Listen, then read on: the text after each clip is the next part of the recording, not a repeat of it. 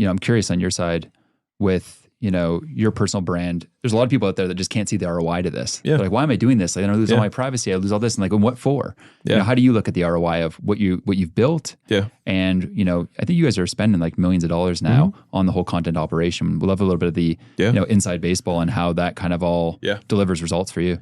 So, right off the bat, I will say up front, I don't think everyone should be famous. I don't think everyone should build a personal brand. I don't think everyone should anything. You can do whatever you want.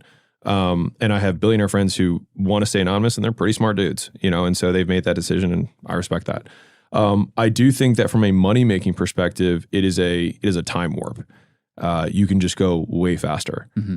And that is because you can attract talent at such a higher rate than you could otherwise. You can bring people on who already know your values, know what you're about, have already consumed more content than most people's employees currently know about them and their way of doing business. You can basically pre-train your entire team before they come on board because of the amount of stuff that you put out.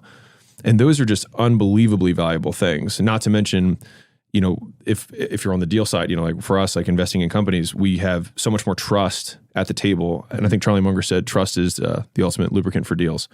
Is like there's just you're both trying to make the deal happen rather than being competitive, and I think that just it's so much better as a process. Having been in both types of deals, very competitive deals like white knuckle deals and really friendly deals, way more fun to do friendly deals. And so those are kind of the pluses. And obviously you have an audience, so you can test things quickly. You can find solutions. Like I remember even this week I had one of our companies does $3 or $4 million a month in just loan volume. As a percentage of their revenue for consumer spending. And we were switching processors, and we were kind of linked to a different loan engine, and I wanted to make sure that we'd be able to transfer it to the new processor. And so I needed to get in contact with somebody high up at that loan processing company. And it was like, hey, if anybody knows anyone, let me know. And I got like 7 people who messaged me, and they were like, I know the co-founder, let me introduce you. And like, just, you don't have that without that kind of brand. So that's the pros. Yeah. The cons, and there are cons, is that privacy is the cost of fame. Like that's what you give up. And for some people, that cost is always too much.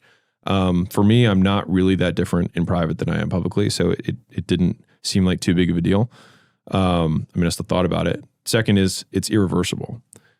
You like, once everyone knows what you look like, that's it. Like you can't stop. Like, it's irreversible, and that's why you shave the beard. Yeah, right. I think I'd still probably get recognized.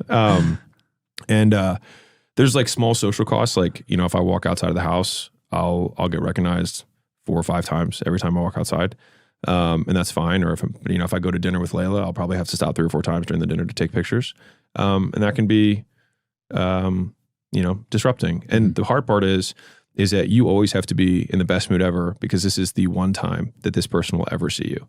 And they will make 100% of their lifelong judgment and tell every person they ever meet how you are based on the 30 seconds of how you interact with them. And then 10 minutes later, you do it again.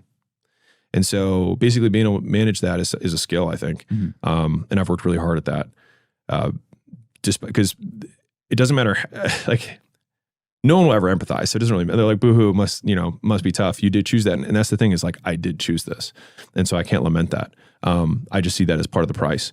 And so giving up privacy is the TLDR big umbrella cost of getting the fame wheel going.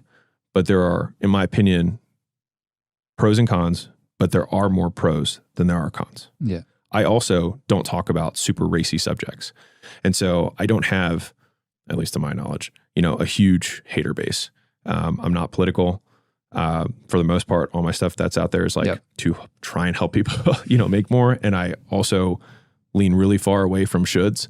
So I just, up front, like do whatever you want. Like this is just the stuff that worked for me. And if it works for you, awesome. If it doesn't work for you, I'm sorry, try someone else. You know what I mean? That's just, that's what's worked.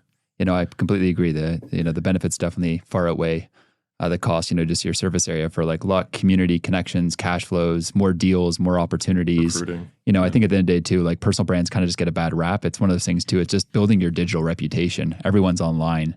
They're going to check your LinkedIn before meeting with you or diligencing your company or doing a deal, just making sure that you're putting your best face forward, your best foot forward in those deals.